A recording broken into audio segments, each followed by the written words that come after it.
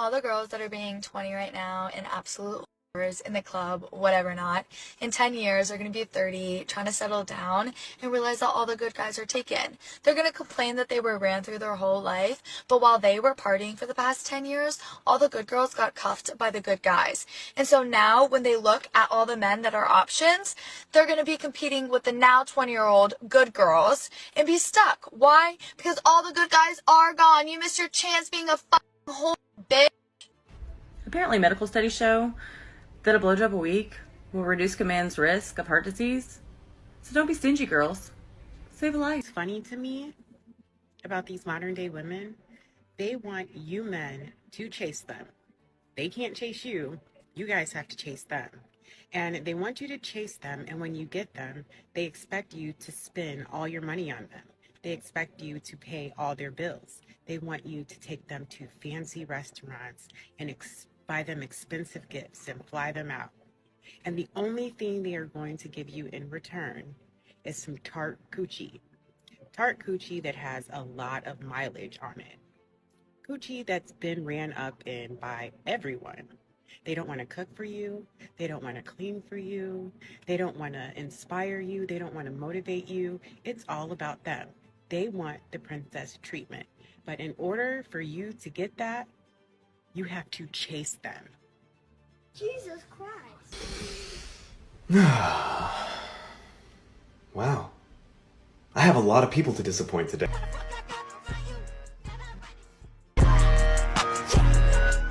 You call women fat, you say that they shouldn't have Are abortions, they fat? you say that Are they they have fat? STDs. You know, I mean, the question is, are they fat? Yes or no? The average American woman is 170 pounds. That's objectively overweight. I mean, let's be honest. We now celebrate morbid obesity as some kind of body positive thing, and it is complete nonsense. So I was actually watching your podcast earlier, and you spoke to someone who was, I would say, probably a size 12, and you called her fat, obese, and a divorcee. She was fat, obese, and a divorcee. I mean, like, I don't know what to say. This is the thing, women, we don't want to live in reality. We don't want to say things that are true. Was she fat? Yes. Was she a divorcee? Yes. These things are just objective facts. Okay, I'm going to have to objectively... And she insulted me first. Oh, here we go again. Body positivity in the West. Look, let's call it what it is. The movement isn't about empowerment. It's about dodging accountability. Yeah, I said it. These feminists in the video are triggered.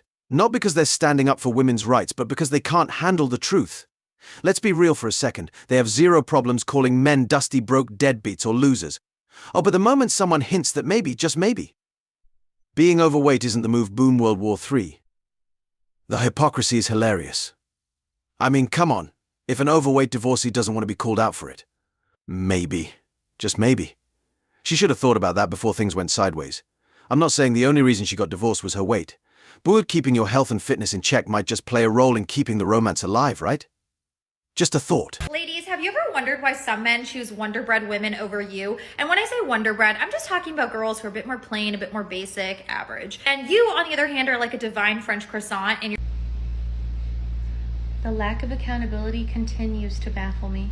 And the constant need to blame someone else or put another person down in order to feel better about something not working out for you, instead of looking at yourself and thinking, maybe I'm the problem. Saying another woman is plain or basic or average shouldn't make you feel better about why things aren't working out for you. And if it does, then there's a deep-rooted issue there. And let's also not forget about what's in here, because a lot of the time, croissants are pretty hollow. Alright, let's talk about this classic dynamic. The so-called plain Jane versus Miss Look at Me. I'm the life of the party. It's like comparing Wonder Bread to, I don't know, a bag of Doritos that's been left open for too long. Plain Jane? She keeps it cool, calm, collected. No drama. Just peace and quiet at home. Ah, the serenity. Meanwhile, personality girl Anne. And trust me, when someone brags about having personality, it's usually code for I'm loud, obnoxious, and one drink away from flirting with your cousin. She's out here acting like it's a non-stop audition for attention from any man with a pulse. I mean, come on, we all know that chick who's so desperate for male validation that she might as well wear a neon sign that says AYOSOs. Smash me out, it's like the bat signal for dudes, lighting up the whole damn sky. Coincidence? No. You ever notice that these same women are often the worst comedians? Yeah, because instead of jokes, they're just giving us a play-by-play of their dirty laundry. Real classy, huh? Need men? Do we need men? No. Do we need men? No. No? We don't need short men. Do you need a man? No. Need a man? Oh, God. Do you need a man? No. Do we need men? No. Why? No. Do we need men? No. No? Do we need men? We need men to make us stupid. Do we need men? Do we need men? Do women need men in this world? Young liberal women are some of the least informed, most discriminatory people out there. And it's like, I look at single guys and honestly, I get it. If I were a guy single looking at like people like this as my dating prospects, I 100% would be running the other way. We'll see if these women are still so keen on not needing men 20 years in the future when all they have are their cats and their wine. Ah, the irony. These so-called independent women out here shouting, we don't need men. Meanwhile, they're tapping away on smartphones invented by men, using the internet invented and maintained by men. But wait, it gets better. They're enjoying a night out, completely safe, because of the men in the police force whose very presence keeps the creeps away. It's like, sis, if you truly didn't need men, you'd be sending smoke signals from your cave while fending off saber-toothed tigers with a stick. Spoiler alert, you'd need a man for that too. But seriously, it's wild how 70% of the dudes they ignore are the ones running this entire society, thankless, hard-working guys doing the gritty, essential jobs. You know, the ones that keep the lights on, the roads smooth and, well, civilization intact. And what do they get in return? Crickets. I don't know what's better, is these dudes fighting back about taking their gym back and not being called gym creeps anymore. Or this drizzle, because girl, the way these men are fighting back has me cackling. I am in love with this drizzle, because the way these women are losing their damn minds, and these men's comment sections are getting blown the hell up.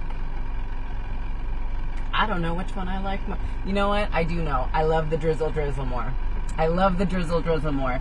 Because you have so many delusional women out here thinking that they were doing something with their, what is it, 4B, 4A, for don't give a shit. And they expect these men to just roll over and take it. These women have done nothing short of absolutely obliterate men for the last few years. Now you're going to learn what consequences are, because these men aren't going to take it anymore. They're not going to take it anymore. So the masculinity, the machismo, what is it, the high value, all of the garbage that these women put out, y'all are going to learn. Put your boots on.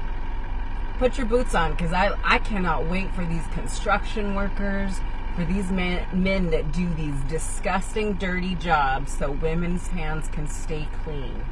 I can't wait till they start quitting. And then we're all going to be shit out of luck. Because those women that demanded that these men stop being so masculine, that all of this masculinity is toxic. Lace up your boots, ladies. Lace up your boots. Get out there and go take those jobs. Because, you know, everybody should be equal, right? You can do what a man can do. Lace those. Let's get one thing straight. Men officially stopped putting up with this nonsense almost a decade ago. Thanks to MGTOW, we walked away from the chaos, and now we've got a front row seat to the circus. The whole soft guy era. That's just a troll, my friends. It's men fighting fire with fire. Trolling these thoughts back, and honestly, it's hilarious watching them get all confused and mad. It's like watching a cat chase its own tail. Pure entertainment. Now, here's the fun part. I hope men keep coming up with even more trends on social media just to troll them harder. Let's make it a full-time sport. Honestly, if these females didn't constantly own themselves, my channel wouldn't even exist. Like, what would we have to talk about if they weren't out here making it easy? And to answer her little scenario about men quitting. Oh, sweetheart, men have already quit. If women are drafted to the military, I am most excited to see the confrontation between commanding officers and the girls. Between commanding officers and the girls? Oh dear. Think we're gonna let you yell at us? You think we're gonna do something without a please and thank you? Please allow me to introduce a little reality into this situation, because personnel in the military are under legal obligation to follow all lawful orders that they are given. And a please and a thank you are not required. We've all had controlling ex-boyfriends. We know not to put up with that bullshit. It's almost as if they're not understanding that it's not just men that are in positions of authority in the military. Like, let's sit down and have a conversation about what you want and what I want, and we'll reach a happy medium. Because there's no way I'm doing what you want when you use that tone with me. You think you can push us around like you do with these men? Think again, baby. You're gonna learn some manners. And I think one would learn very quickly that having a bad attitude and obvious problems with people in positions of authority wouldn't get one very far. But most importantly, the Uniform Code of Military Justice doesn't play. Oh, now here's a thought. Imagine if there was a draft that included women. Spoiler alert, there isn't. 50 years of feminism, yet that's an equal right they conveniently forgot to fight for. Hish! How strange, right? We hear all about equality this and equality that. But when it comes to getting sent to the front lines, crickets. Let me tell you what would happen if women got drafted. They'd be out there in the streets, protesting with picket signs bigger than their egos. And you know what? I'd bet my last dollar that suddenly we'd see a whole lot of women mysteriously getting pregnant. Like clockwork. Boom. Baby bumps everywhere. Look, it's already happening in the military. Last I checked, around 30% of female soldiers end up pregnant when it's time to ship out overseas. That's not a coincidence, folks. That's strategic avoidance. It's like war? Nah, I think I'll take a hard pass and a prenatal yoga class instead. All right, let's see what the internet's mad about today. She's in her wedding dress. She's dancing around. And he's not noticing. Okay. Caption reads, 9 years married today, failed challenge. I'm guessing by the laughing emoji that she intended this to be lighthearted and funny. And according to the comments, that makes her a dumb, ignorant woman who doesn't understand how toxic her marriage really is. The top comments all start referencing the TikTok couch guy incident, which, if you're unfamiliar, was a super viral TikTok video where a girl went to surprise her boyfriend at his college dorm, only for him to suspiciously be sitting with 2 girls and multiple guys. This is also known as another incident where the TikTok mob got it horribly wrong, because it's been 2 years since then, and that couple is still together. So might finally be time to admit you were wrong about that one too. I'm sure you already know the sage advice that rang through next. Divorce, babes, divorce. People have divorced for less. I feel like you should check his phone. Check his phone? The man's fingers aren't even moving once while he's looking at it. He's not texting nobody. She told him, I'm gonna go get ready, so he's like, all right, I'm putting the game on. If bro was actually doing anything insidious, he'd be doing one of these every single time he even sensed she was nearby. Dude was just chilling. And then there's this one. Hey girl, alongside the obvious, he's also wearing a puffer vest with short sleeves.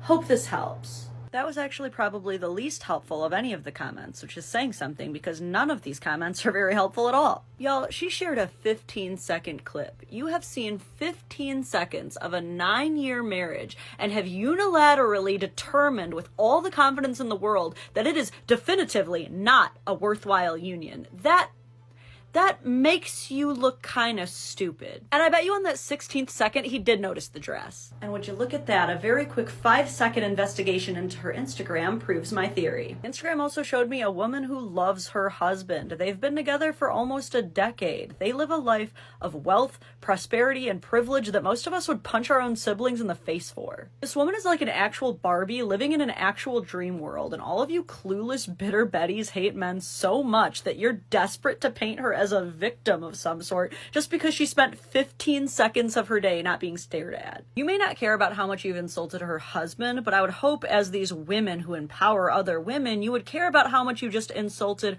her, to make the assertion that you know more about her own marriage than she does and that she's too stupid to see the real toxicity of it. Y'all are getting way too confident making snap judgments about people's entire lives based off of less than a minute of content. Sometimes it's not the creator of the content who's the partner shamer, sometimes it's the commenters, and for that, you get the no bottle. Isn't it funny how it's always the single, bitter women giving out marriage advice? You know, the ones who've failed at relationships so many times that it's basically their full-time job. Like, please tell us more about how to lock down a man, when you couldn't hold on to one if your life depended on it. Now, let's talk about that wife, yeah. She's attractive, sure, but she also knows the deal.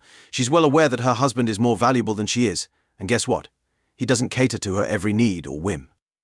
Because he actually respects himself. He's got his priorities straight. The fact that he's still making her earn his attention? That right there is the magic formula. She's constantly working to keep him interested, and that keeps her invested. She's playing for keeps daily. And she knows she's got to bring her a game. Not to mention, this guy's disciplined enough to handle his business, which means there's structure in that household.